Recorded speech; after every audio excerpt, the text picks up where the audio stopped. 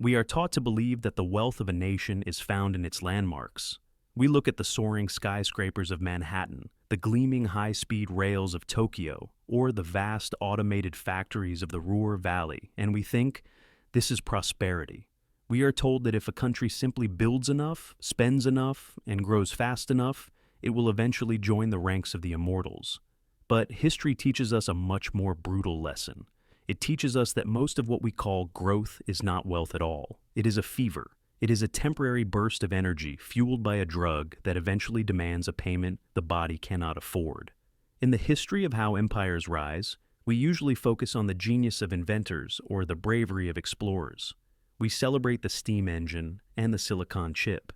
But if you look at the ledger books of the world's most spectacular economic miracles, you will see a different story. You will see that most rapid growth is not built on productivity, but on the consumption of the future. This is the story of the Great Acceleration, the moment when nations learned how to manufacture wealth out of thin air, and in doing so, created the very machinery of their own destruction. It is a cautionary tale for our modern world, because it proves a fundamental truth. A nation that grows too fast isn't getting rich. It is simply burning its house down to keep the living room warm. To understand how this cycle of wealth and ruin actually works, we have to travel back to a moment when the world thought it had finally solved the problem of poverty forever. The year is 1950. The location is not a battlefield, but a series of quiet, wood-paneled offices in Washington, London, and Tokyo. The world was emerging from the ashes of the greatest war in history, and for the first time, the accountants of empire were no longer looking for gold mines or spice routes. They had found something much more powerful. They had discovered the formula for infinite, a speed. Before this moment, wealth was a slow, agonizing process. It was the result of decades of labor, of planting crops and waiting for the harvest, of digging coal by hand and forging steel in fire. It was a world of the ledger, where you could only spend what you had already earned. But everything changed when we realized that you didn't need to wait for the harvest. You could simply borrow the sun. To the architects of the modern world, the problem with the old way of building wealth was its speed, or rather, its lack of it. If you rely on productivity, you are limited by the physical constraints of reality. You are limited by how many bricks a man can lay in a day, or how many bushels of wheat a field can produce in a year. This is what economists call organic growth, and for most of human history, it was the only growth there was. But in the mid-20th century, the world's leaders decided they could no longer wait for the harvest. They needed to build empires, fund welfare, states, and fight global wars now.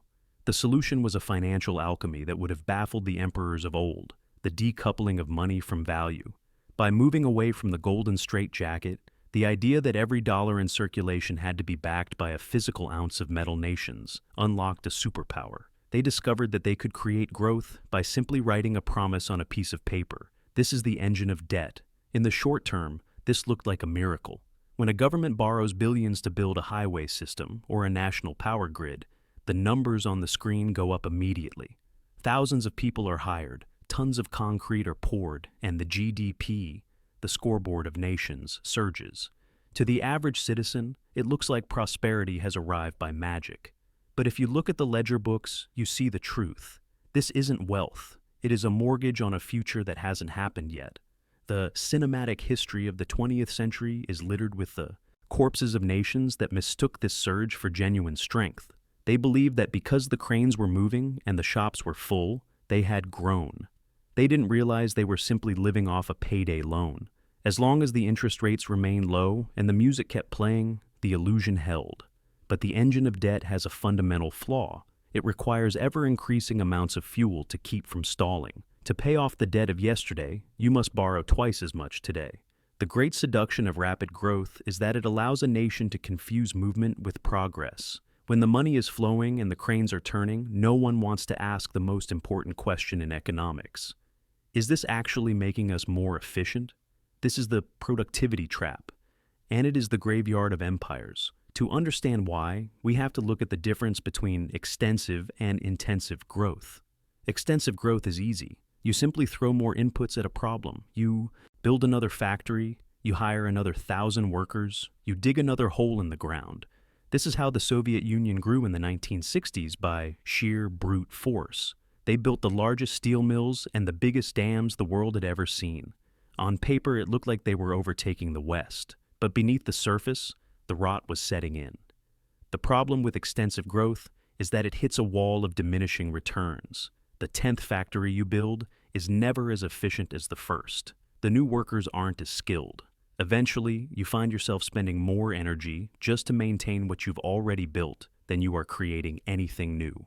Genuine wealth, the kind that lasts, comes from intensive growth. It comes from doing more with less. It comes from the miracle of the margin, where a new idea or a better process makes every hour of labor more valuable than the hour before. History shows us that when nations grow too fast, they almost always sacrifice intensive growth for the sake of the extensive high. They become like the Spanish Empire in the 16th century. Spain didn't need to innovate. They had a mountain of silver in Bolivia. They didn't need to build a middle class of merchants and scientists because they could simply buy whatever they wanted from the Dutch and the English.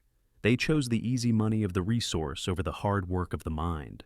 The result was a hollowed-out economy. While Spain's rivals were enduring the painful, slow process of the Industrial Revolution, learning how to build steam engines and automate looms, Spain was simply shopping. They were the wealthiest people on earth, but they had forgotten how to produce. When the silver eventually ran out, the Spanish were left with nothing but their pride and a bankrupt treasury. They learned too late that if your growth isn't rooted in productivity, it isn't a foundation, it's a facade. And facades always crumble when the wind changes. The tragedy of the quest for rapid wealth is that it eventually turns inward. When a nation can no longer find new resources to exploit or new markets to conquer, and when the engine of debt begins to sputter, it begins to feed on itself. It begins to liquidate the very things that made it a society in the first place. This is the stage of economic cannibalization, and it is the final act before the curtain falls. In this phase, the government and the financial elites become obsessed with unlocking value. It sounds like a noble pursuit, but in the language of the ledger, it means selling off the furniture to pay the heating bill. You see it in the privatization of national assets, selling the railways, the water systems, and the power grids to foreign investors for a one-time infusion of cash. It is the story of Britain in the late 20th century, a nation that emerged from World War II as a moral giant but an economic pygmy. To keep the illusion of the great British life alive, they didn't build, they liquidated. They sold the crown jewels to pay for the groceries. But the most expensive thing a nation can liquidate isn't its infrastructure, it is its people. To maintain the high growth rates that investors demand, wages are suppressed, pensions are eroded, and the cost of basic survival housing, education, healthcare is allowed to spiral. The economy looks like it's growing because the cost of living is increasing, but for the average family, the quality of life is collapsing. They are working harder and longer for a smaller piece of a shrinking pie. This is the ultimate betrayal. A healthy economy is supposed to be a tool that serves the people, a system that provides security, and a path to a better life for the next generation. But in the terminal stage of a growth-obsessed empire, the roles are reversed. The people become the fuel for the economy. Their debt becomes the asset on a bank's balance sheet. Their future earnings are packaged, sliced, and sold to the highest bidder. The nation isn't creating wealth anymore. It is harvesting its own citizens. And like any harvest, once you've stripped the field bare, there is nothing left but the winter. The end of the road for any nation addicted to rapid artificial growth is always the same. It is the moment when the world stops looking at the skyline and starts looking at the ledger. This is the sovereign debt trap, the point where a country no longer grows to build its future, but grows simply to service its past. In the final stage, the math becomes inescapable. When a nation's debt grows faster than its actual productivity, it enters a terminal spiral. To keep the currency from collapsing, the central bank must raise interest rates, but raising rates makes the massive debt impossible to pay. To keep the debt payable, they print more money, but printing money destroys the value of the citizens' savings. It is a choice between a sudden explosion or a slow, agonizing suffocation. As we saw with the Ottoman Empire, they didn't die of old age. They were foreclosed upon. They spent a century paying for the modernity they had tried to buy on credit, proving that a bond is often a more effective chain than a shackle. We like to believe that our modern world is different. We believe that because we have digital markets and high-speed algorithms, we have outsmarted the laws of gravity. But history suggests otherwise.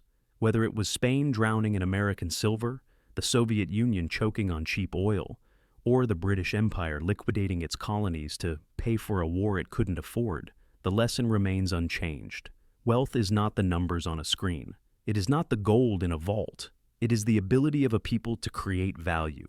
When the history books of our era are finally written, they will likely show that the most successful nations were not the ones that grew the fastest, but the ones that grew the most honestly. They were the ones that understood that sovereignty is not just a flag, or a border. Sovereignty is solvency. If you do not own your debt owns you. The formula for creating wealth isn't a secret, it's just difficult. It requires patience, innovation, and the courage to live within one's means. But in a world obsessed with the next quarter's earnings and the next election cycle, that is a price many are no longer willing to pay. They would rather have the illusion of wealth today than the reality of it tomorrow. And as every fallen empire eventually learns, the bill for that illusion always comes due. This is the Wealth History Tales channel. Subscribe now to stay ahead of the curve, because when the history books are written, you'll want to be among the few who saw it coming.